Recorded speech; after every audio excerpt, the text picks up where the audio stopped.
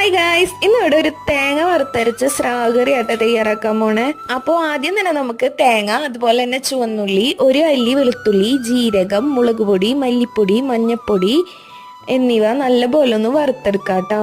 വറുത്തെടുത്തത് നല്ലപോലെ ഒന്ന് മിക്സിയിലിട്ട് അടിച്ചെടുക്കുക. അപ്പൊ ഇഞ്ചിയും പച്ചമുളകും ഒന്ന് വെളിച്ചെണ്ണയിൽ ജസ്റ്റ് ഒന്ന് മൂപ്പിച്ചെടുക്കുക. അതിനുശേഷം നമ്മളെ അരപ്പ് ഒഴിച്ചു കൊടുക്കുക. പിന്നെ ഈ ഇഞ്ചിയും പച്ചമുളകും മൂപ്പിച്ചെടുക്കുന്ന ടൈമിൽ കുറച്ച് കറിവേപ്പിലയും കൂടി ആഡ് ചെയ്തിട്ടുണ്ടായിരുന്നു കേട്ടോ. അപ്പോൾ തേങ്ങയുടെ അരപ്പ് ചേർത്തതിന് ശേഷം അതിലേക്ക് കുറച്ച് വെള്ളം കൂടി ആഡ് ചെയ്ത് കൊടുക്കുക. എന്നിട്ട് നല്ലപോലെ ഒന്ന് മിക്സ് ചെയ്തെടുക്കുക. അപ്പോൾ അരപ്പൊന്ന് നല്ലപോലെ തിളച്ച് വരുന്നതിന് ശേഷം മീൻ ആഡ് ചെയ്ത് കൊടുക്കുക കേട്ടോ. അതിലേക്ക് ആവശ്യത്തിന് ഉപ്പും കൂടി ആഡ് ചെയ്ത് കൊടുക്കുക. എന്നിട്ട് നല്ലപോലെ ഒന്ന് മിക്സ് ചെയ്യാം. അപ്പോൾ ഒരു 15 മിനിറ്റ് ഒക്കെ ആയപ്പോഴത്തേനും മീൻ നല്ലപോലെ വെന്ത് സെറ്റായി വന്നിട്ടുണ്ട്.